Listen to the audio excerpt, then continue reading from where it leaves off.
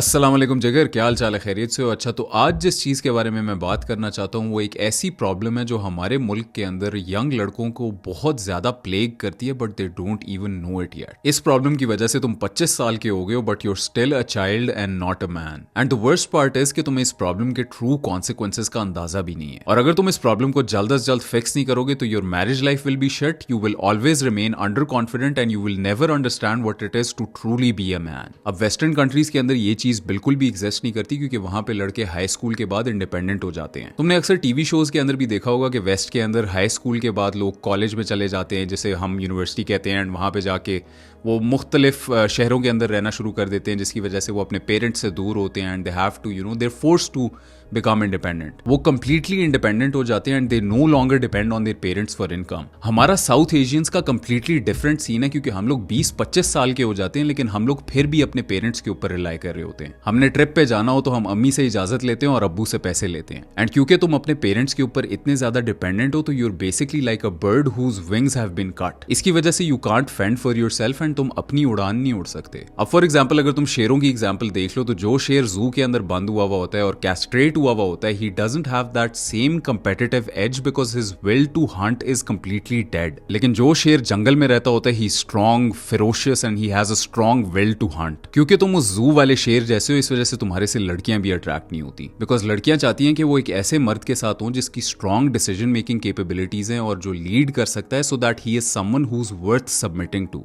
But because तुम्हारे माँ बाप तुम्हें इतना ज्यादा कंट्रोल करते हैं, तुम्हारी अपनी कोई डिसीजन मेकिंग कैपेबिलिटी है ही नहीं, जिसकी वजह से लड़कियां तुम्हारी तरफ अट्रैक्ट ही नहीं होती। तुम खुद सोचो कि उस कैस्ट्रेटेड शेर की ज्यादा गेम होगी या फिर वो विल्डरनेस वाला शेर जो जंगल का बादशाह है। जब तुम्हारे अब्बू तुम्हारी एज के थे तो he was out there hustling and वो ठोकरे खा रहे थे, which made him the man that he is today. So essentially the bad times your dad faced turned him into a strong man, because that's what makes us men.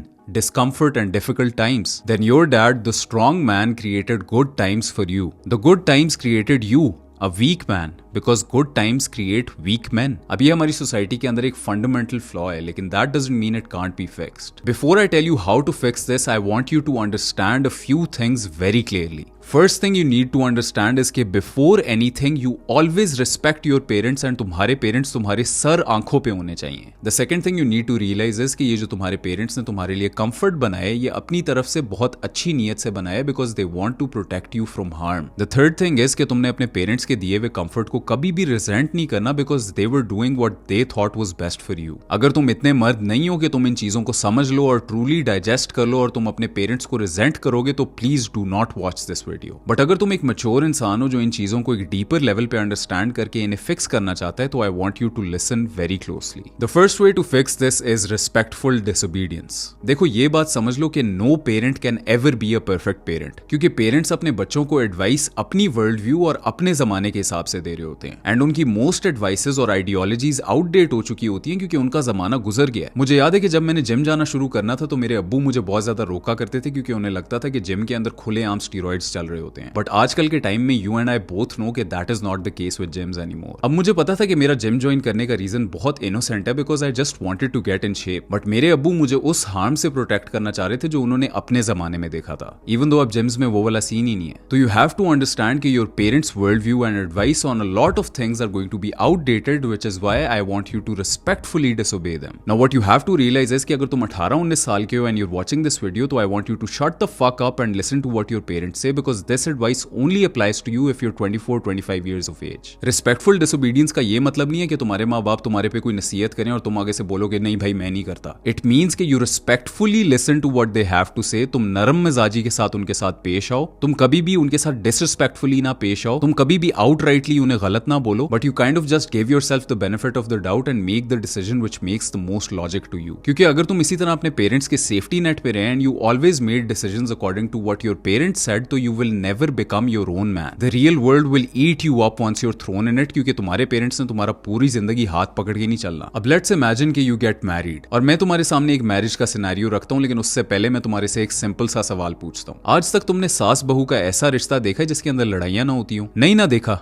हमेशा लड़ाइयां होती हैं, क्योंकि दो मलकाएं एक छत के नीचे रह ही नहीं सकती. लेट्स से तुम इसी तरह अपने पेरेंट्स के सेफ्टी नेट में चलते रहते हो and you never truly learn how to make decisions for yourself. और एक दिन तुम्हारी मैरिड लाइफ के अंदर तुम्हारी बीवी पापी और तुम्हारी माँ की आपस में लड़ाई हो जाती है। क्योंकि तुम हमेशा एक मामास बॉय रहे हो, इस वजह से तुम कभी भी उन दोनों को इक्वली रिप्रेजेंट करके मामले को रिजॉल्व नहीं कर पाओगे, क्योंकि तुमने तो आज तक हमेशा अपनी माँ की ही सुनी है। तो इस वजह से तुम्हारी बीवी जो ऑलरेडी इतनी आइसोलेटेड फील करती है क्योंकि वो अपना घर छोड़ के तुम्हारे घर में आई हुई है, वो और भी ज्यादा आइसोलेटेड फील करेगी। Imagine what that will do to your married life. इसलिए respect your parents completely, but please try to understand कि it is now time that you started making decisions for yourself and standing by them. Become your own man. The second way to fix this is to start earning your own money. तुम अगर एक minute के लिए अपने अब्बू को अपनी as में इमेजिन करो, जब वो तुम्हारी एज के थे तो he was out there hustling, वो ठोकरे खा रहे थे and he was earning some money for himself. Because उन्होंने अर्ली एज में अपने आप को ये एक्सपोजर दिया, धक्के खाए, इस वजह से he became a man at a early age. क्योंकि उन्होंने यंग एज में अर्निंग स्टार्ट कर दी तो इस वजह से ही had decision making abilities and he could support a family as well. Because of that उनकी अर्ली एज में शादी भी हो गई थी। Now let's take you on the other hand. जिस एज में तुम्हारे अब्बू जमाने की ठोकरे खा रहे थे, उसी एज में तुम बस सुबह यूनिवर्सिटी जाते हो, शाम को रील्स देखते हो और रात को दोस्तों के साथ कोयटा कैफे पे बैठे रहते हो। Isn't that embarrassing? Now let's imagine कि ये वीडियो देखने के बाद तुम्हारे अंदर एक सेंस ऑफ अर्जेंसी आ गई, एक लगन आ गई कि मैंने अपने पैसे कमाने। तुमने इस लगन के साथ ऑनलाइन रिसर्च करना शुरू कर दिया कि मैं कैसे ऑन द साइड पैसे कमा सकता हूँ, और उस रिसर्च के बाद तुमने एफर्ट भी करना शुरू कर दिया to actually start making some money on the side. Effort तुम करते रहे लेकिन तुम्हें रिजल्ट्स कोई भी नहीं नजर आए। रिजल्ट्स ना आने के पॉइंट पे there can be two paths for you. Path number 1 is कि जब तुम्हें नजर आता है कि कोई रिजल्ट्स नहीं आ रहे तो तुम अपने एफर्ट को भी रोक देते हो और अपने रिसर्च को भी रोक देते हो, क्योंकि तुम्हें पता है कि तुम कभी भी भूखे नहीं मरोगे और घर पे चाय पानी चलता रहेगा, और तुम सारी मेहनत जाया करके वापस रीलें फूंकने लग जाते हो और पॉर्न देखने लग जाते हो। और you can choose the path that your dad chose.